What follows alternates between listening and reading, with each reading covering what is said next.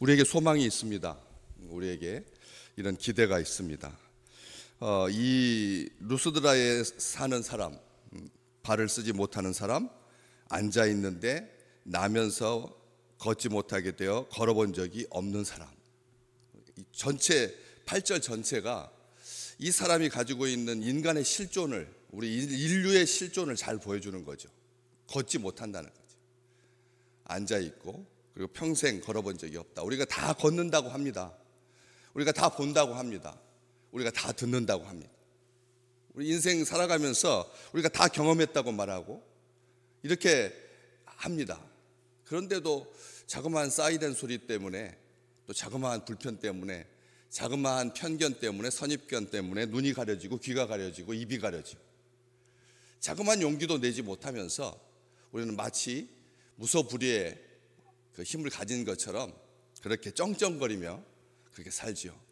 위축되기도 하지만 인류가 가지고 있는 이 내적인 그런 실존적인 영적인 그런 차원은 보지 못한 채 자꾸 겉사람으로만 사람을 확인하려고 하고 겉사람으로만 사람을 대하기도 하고, 참 끔찍한 일들이 요즘 얼마나 많은지요. 20대 초반의 여자가 사람을 죽여보고 싶다고 해가지고 사람을 죽이는, 사람을 죽여보고 싶어서 죽였다고 가지고 얼굴이 어저께 공개됐습니다. 우리가 실존이 도대체 뭐냐는 거죠. 우리가 어떤 생각을 하고 계십니까? 우리가 가만히 사람은 선천적으로 선한가? 선천적으로 걸을 수 있는가? 다른 사람을 돕기 위해서, 다른 사람을 사랑하기 위해서 걸을 의지가 있는가? 많은 생각을 하게 합니다. 오늘 이 사람, 그냥 바울이 이게 모든 것을 잘 보여줍니다. 바울이 말하는 것을 들을 수 있는 귀를 가진 사람, 앉아 있는데 생리적이고 물리적인 차원은 걷지 못하는데 장애인인데 듣고자 하는 마음이 있었다는 거죠. 들으려고 했다는 거죠. 그런데 더 귀한 것은 바울이 주목합니다. 여기서 바울이 말하는 것을 듣는다라고 하는 이 듣다가 우리가 생각하는 것처럼 많은 시장 어귀, 마을 입구, 그리고 넓은 곳에서 그냥 들은 것이 아니다라는 거예요. 그냥 들은 게 아니라는 거죠. 우리를 살리는 들음이 있고, 우리를 판단하는 들림이 있고, 우리를 속이는 미혹하는 소리가 얼마나 많은데.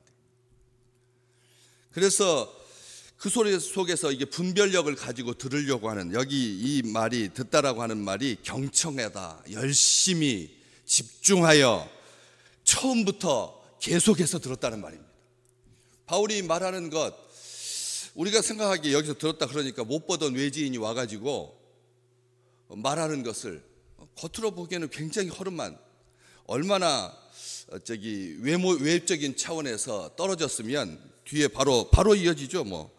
이 12절 말씀에 바나바는 제우스라고 하고, 같이 있었던 연장자였던, 자기보다 더 선배였던 바나바에 대해서는 신의 왕, 신의 아버지, 당시 그리스 시대에 사람들이 생각하는 신관 속에서 최고의 신이었던 제우스라고 하고, 바울은 그 중에서 말하는 자이므로 헤르메스다, 신의 대원자다, 대변인이다. 그러니까 겉으로 봤을 때도 바울은 그렇게 청중을 휘어잡을 만한 대단했던 사람이 아니었던 거죠. 풍채도 없고, 그리고 몸에 질병도 가지고 있고, 게다가 일설에는 머리가 하나도 없었다, 미간이 좁았다, 시력이 약했다. 생각해 볼 수 있는 모든 이 외적인 조건이 하나도 그렇게 대단했던 게 아니거든. 현란하고 달변이었고 최고의 그런데 이 바울이 나중에 고린도 교회에 쓴 편지를 보시면 고린도후서 10장 10절에 바울을 대적했던, 그 고린도 교회 안에서 바울을 대적했던 사람들이 바울에 대해서 평가한 말이 나오거든요. 거기에 이렇게 되어 있습니다. 편지들은 무게가 있고 힘이 있으나, 바울의 편지들은 무게가 있고 힘이 있으나 그가 우리를 몸으로 대할 때, 이 표현이 굉장히 아주 주의 깊게 살펴야 할 표현인데, 바울은 한 번도 그런 식으로 사람들을 대한 적이 없었거든요. 바울이 성도를 대할 때 어떻게 대했느냐, 속 깊은 속 사람까지 생각하면서 그 영혼들이 잘 되고 범사에 강건하기를, 충만하게 되기를 소원하는 마음으로 그렇게 사람을 대했는데, 그가 몸으로 대했다. 그 사람들이 말하는 거예요. 그래서 이 바울이 자기의 가지고 있는 히브리적인 철학 사상, 로마의 그런 정치력, 그리스의 철학적 수사학, 변증학, 이런 아주 겉으로 드러나기에 굉장했던 탁월했던 그런 경력으로 우리를 대할 때 다른 사람들 그렇게 위축되었다는 거죠. 그러니까 바울을 반대했던 사람들이 그가 몸으로 대할 때 직접 보면 이라는 뜻입니다. 직접 보면 외모는 약하고 그 말은 시원하지 않다, 이렇게 되어 있습니다. 고린도후서 10장에 보면 바울이 편지로 대할 때는 무게가 있고 힘이 있다. 그렇지만 그가 우리를 몸으로 대할 때는 외모는 약하고 그 말도 시원하지 않다. 여기 보면 말이 시원하지 않다라고 하니까 우리 생각에 바울이 언변이 좀 부족했나? 어눌했나? 이런 생각을 하기 쉽습니다. 썩 시원하지 않았나 보다, 명쾌하지 않았나 보다, 말이, 이렇게 생각하기 쉬운데, 영어 성경의 원본이라고 하죠. 영어 번역의 교본이라고 일컬어지는 킹 제임스 버전에 보면 그 말이 약하고 시원하지 않다라고 하는, 이 시원하지 않다라고 하는 말이 어떻게 표현됐느냐 하면 경멸할 만한, 이렇게 되어 있어요. 경멸할 만한, 경멸하다. 그 말이 경멸할 만하다. 무슨 뜻이냐면 고린도 교회에서 바울을 대적하는 사람들만 못했다, 오히려 경멸을 당할 정도였다. 이렇게 바울이 그렇게 씁니다. 자기 자신을 경멸할 만한, 이렇게 썼습니다. 그런데 진짜로 그랬느냐는 거죠. 바울이 이 교회 안에서 거짓 교사들, 거짓 선지자들한테도 능멸당할, 경멸받을 만큼 말이 시원치 않았다, 이렇게 우리가 생각하니까 진짜 그랬나? 한번 보시죠. 여기 지금 14장인데 17장에 보면 17장 16절, 사도행전 17장 16절에 보시면 아덴에서 바울이 복음을 전하잖아요. 고린도 아덴에서 17장 16절에 보면 아덴에서 그들을 기다리다가 그 성에 우상이 가득한 것을 보고 마음에 격분하여서 회당에서 사람들과 장터에서 날마다 뭐 했다고요? 날마다 만나는 사람들과 변론하니 18절, 에피쿠로스 학파, 스토아 철학자들, 그런 철학자들과 바울이 뭐 했다고요? 쟁론하고요. 변론하고 쟁론하다. 이 말은 여러분, 그냥 일반 말쟁이들이 그냥 조금 어느 정도 좀 이제 지식이 있어가지고 좀 이렇게 늘 막 변론하고 변쟁하고 쟁론하고, 이 정도가 아니었다는 거예요. 얼마나 대단했습니까? 이 아덴에서는 말 못하는 사람이 없을 정도다. 아덴에서 가서 말 자랑했다가는 뭐 한다, 이런 말로 우리나라에서 뭐 하듯이 어디에 가서 주먹 자랑하면, 어디에 가서 돈 자랑하면 어떻다 라고 말할 만큼 아덴에서는 철학자들이 그냥 길거리에 그냥 걸어 다녔습니다. 에피쿠로스 학파, 스토아 학파, 철학자의 양대 산맥이거든요. 경험주의, 현실주의, 쾌락주의, 이 사람들이 추구할 수 있는 모든 사상의 총아라고 일컬어지는 그리스 철학의, 세계 철학의 꽃입니다. 이 두 학파가 거기에서 출신들이니까 자기들끼리 평상시에 얼마나 갈고 닦았겠습니까? 말로는 이길 수 없는 사람들이거든요. 그런데 바울은 어떻게 했다고요? 그들과 쟁론했다는 것이죠.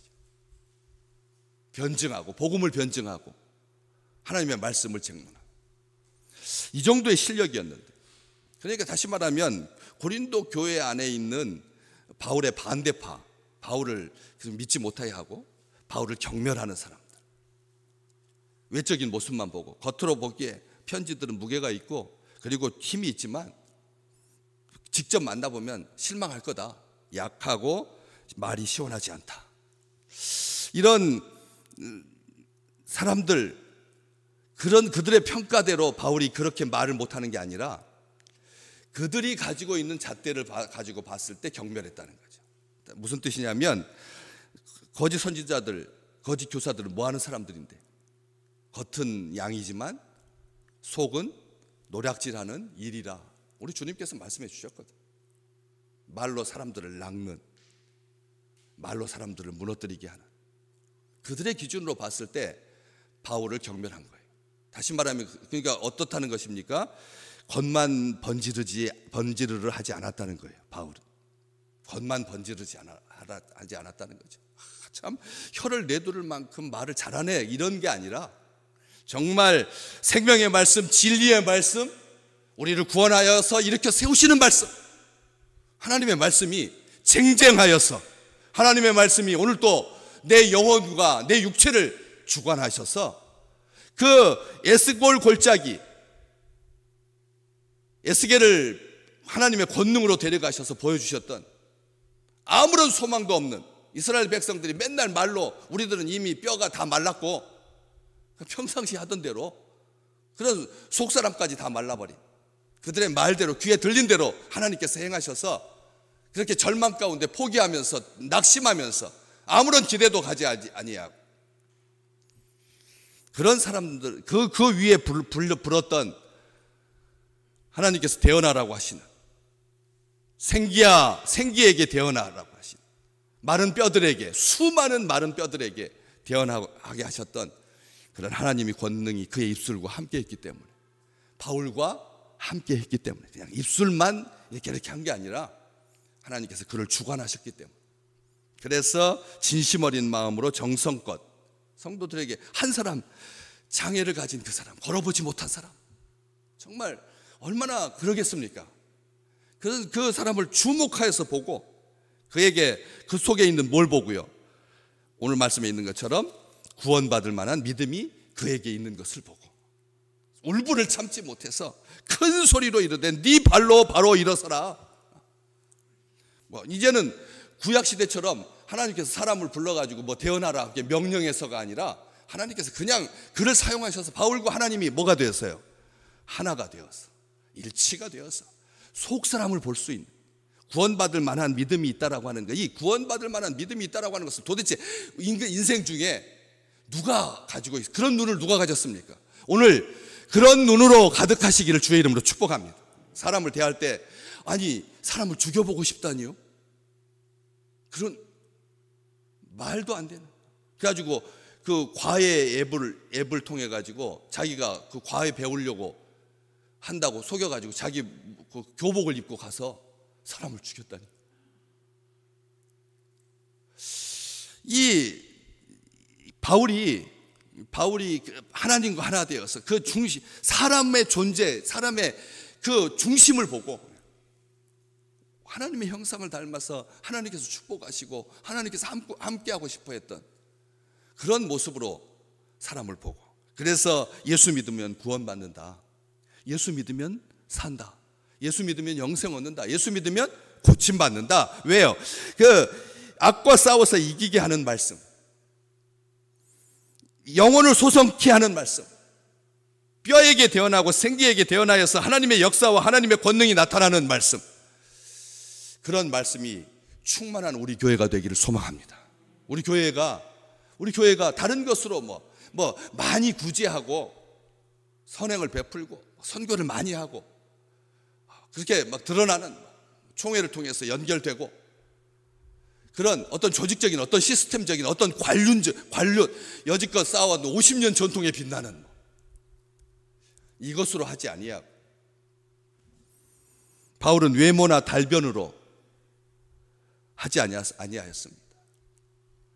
스스로 자기가 말하기를 그들이 나를 경멸할 정도였다 이렇게 말하는 그런 겸손함 속에 고침을 받을 수 있다, 걸을 수 있다, 이런 생각이 들 수 있도록, 그런 믿음을 가질 수 있도록 하나님께서 걷지 못하는, 발을 쓰지 못하는 사람의 그 마음을 움직여 주신 거죠. 변화시켜 주신 겁니다. 구원받을 만한 믿음이 되도록 하나님께서 해주신 겁니다. 그래서 앞에도 베드로가 설교했던 것처럼, 솔로몬의 행각에서 설교했던 것처럼, 하나님 또 앞에서 또 바울이 그렇게 말했던 것처럼, 이 십자가에 못 박혀서 죽으신 예수 그리스도, 부활하신 우리 주님, 하나님께서 죽은 자 가운데서 일으키셔서 다시는 썩지 않도록, 다시는 썩지 아니하도록 그렇게 해주셨던 우리 주님을 전하니까 집중해서 그 말을 듣고, 그래서 마음에 변화가 일어나고 사모하게 되고,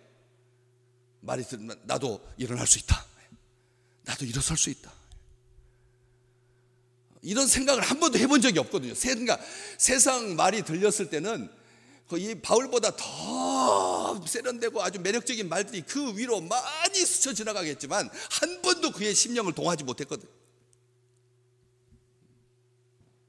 혈류병 앓는 여인에게 그 속에 네 딸아, 네 믿음이 너를 구원하였다, 그렇게 칭찬해주고 축복해 주시는 그런 우리 하나님의 그 섬세하신 은혜와 돌보심으로 말미암아 그가 바울의 말을 경청해서 듣고 계속해서 듣고, 자기가 필요할 때만 듣는 것이 아니라 자기에게 유익한 것만, 자기의 도움이 되는 것만 듣지 아니하고 잘 들었어. 그래서 로마서 10장에 믿음은 들음에서 난다.